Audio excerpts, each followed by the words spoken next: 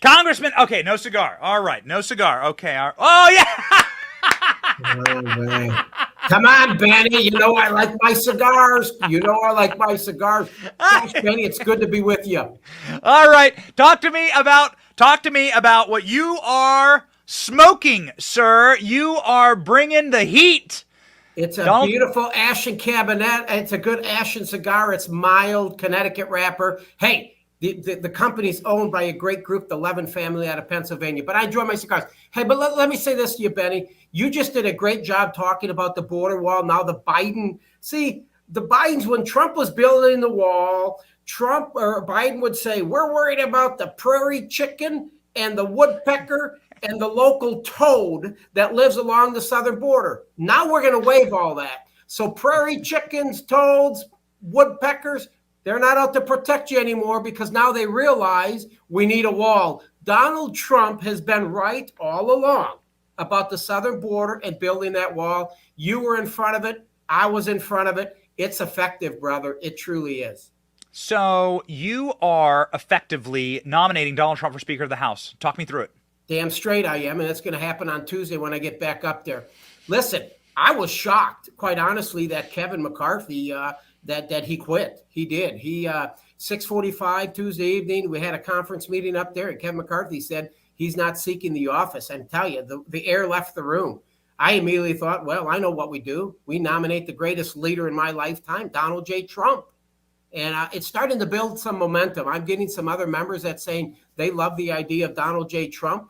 I've had conversations with the president over the last 48 hours. Not going to get into that. But I will say that if we can't find a way to build a consensus candidate within our conference, Donald Trump is the answer for the interim.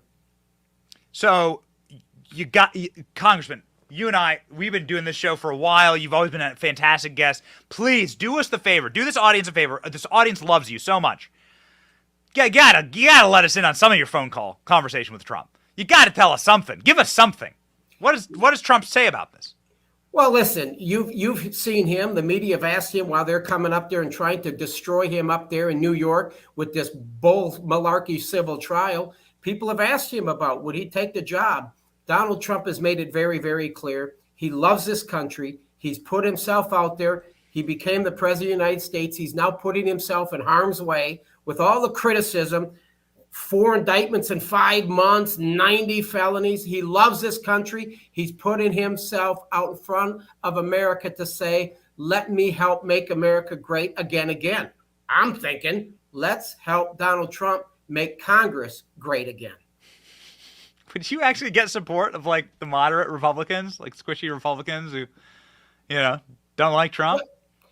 I tell you, a lot of people have asked that, and I will tell you, Benny. So I think it's going to be between Steve Scalise and Jim Jordan. They seem to be the two that are out there that a lot of people are talking about that make it. But I don't know if either one of them can get to the number. I mean, we're going to have to talk about this motion to vacate. There are the soft ones up there that are saying this should never happen again. You cannot let one member and 7 others come together and kick the Speaker of the House out of his position. That was the motion to vacate the chair, and Matt Gaetz effectively used it. Kevin McCarthy in January said, just one, that's all you need. You can do it, and it cost him his job. So there are others that are going to want to change some of the House rules to make sure that can't ever happen again. And I think there's going to be some division as to whether we should change that rule or not. So do you expect there is not going to be a consensus candidate and that this is going to be, that there's going to be further infighting? Maybe there'd be like a moderate splintering? Well, I do know this. Certainly with the first round, when I nominate Donald J. Trump, there are enough Republicans that said they are going to cast their vote for Donald J. Trump in the first ballot. So it's not going to be done in the first ballot, I can assure you that. Mm-hmm. Now, Donald Trump's very close with Jim Jordan. Obviously, he's a big fan of Jim Jordan. Jim Jordan's been a big fighter for his. I have nothing against Steve Scalise, but Jordan's a friend of the show. And I really like Jim Jordan. Would you consider moving your vote over to Jim Jordan if Donald Trump told you to?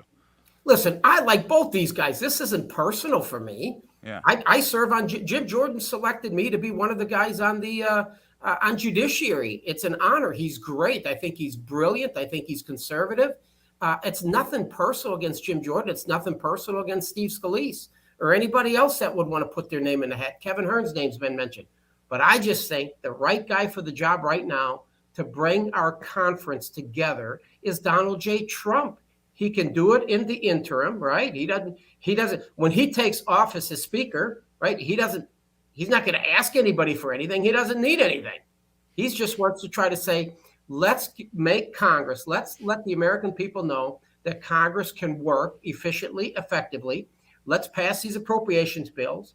Let's make sure that we get good conservative legislation over to the Senate and let Chuck Schumer do nothing with it. Donald Trump is the right answer right now for our problems up in Washington. So it would be too bad. Let's say Donald Trump does get this position. It would be so beautiful to have Donald Trump be the one who evicted Nancy Pelosi from her special little office in the Capitol. Unfortunately, that's already happened. Did you know that Nancy Pelosi had a special office to fundraise from inside of the Capitol building? No, I didn't. I had no clue that was happening, but could you imagine Donald J. Trump, the Speaker of the House, and when we go through this impeachment inquiry and then we decide to impeach Joe Biden, I think it would be fantastic to have Donald Trump up there with that gavel. Damn! Impeach, baby! You're out of here. Well, he did post this. I don't know if you're in a place where you can see the screen, Congressman, but he did post the gavel and the meme. So you're saying this could be a reality? Well, we're going to find out on Tuesday. I think we're going to go back up. But what I can tell you this. What we're going to do on Tuesday is not going to be what we did in January, going through 15 iterations for the American people to see just how dysfunctional Washington is. Many times I thought this was really embarrassing what we were doing. I mean, members are strong with their convictions. I understand the ones that didn't ever want Kevin, but I think we're going to do this behind closed doors in a conference meeting, and we probably won't leave that room until we can find that consensus candidate. I just don't tell you how long I don't know how long it's going to take. We may have to bring in some bathrooms and plenty of meals. Okay. All right. Well, we saw Donald Trump bringing in mountains of McDonald's into the court in New York. So who knows? Is Donald Trump planning on phoning into this meeting? Do you think Donald Trump will make an appearance at this meeting? All right. So final thing, you've been really big on the impeachment of Joe Biden.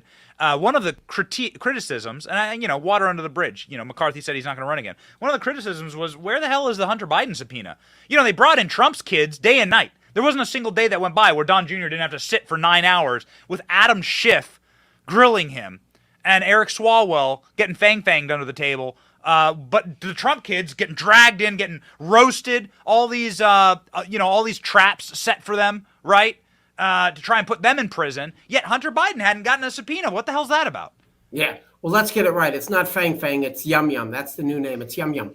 As it relates to Hunter Biden, subpoena him, getting him in front of the oversight committee, I tell you, James Comer's doing a hell of a job with oversight. I think Jim Jordan's doing a great job with judiciary, even the Ways and Means. I mean, those three committees have oversight over this impeachment inquiry. I know the American people want answers yesterday. It just takes a while. It takes a process. And I think we have done a great job exposing just how corrupt the Biden administration is, Joe Biden and his crackhead son, Hunter.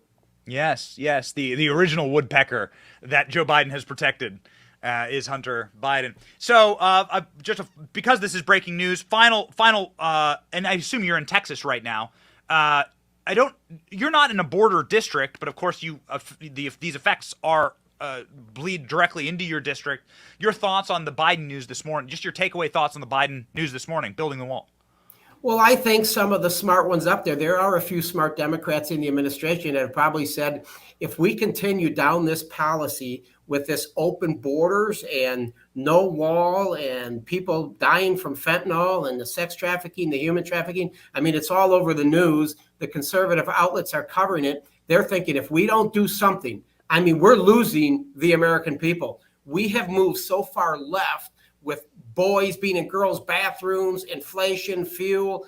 We lost our energy independence. I think there's a few smart ones up there that are saying, we either do something about the southern border or Donald Trump's going to be the 47th president. So I think there's a few smart ones up there that are trying to say, hey, you better get something. You've got to do something about the southern border. It hurts them. I can tell you, Joe Biden doesn't want to do it, but he doesn't have a choice because he's losing his own party. He's also losing his mind. I hope that you smoke them. I hope you smoke the cigars. I hope you smoke the Biden regime. We thank you, Congressman, for being such a fighter. Come back and let us know what happens in this wild week that we're about to see. Thank you, Benny. You can reach me, anybody, at Rep Troy Nehls, at Rep Troy Nehls. Thank you. God bless you, Benny. Trump 2024. Godspeed.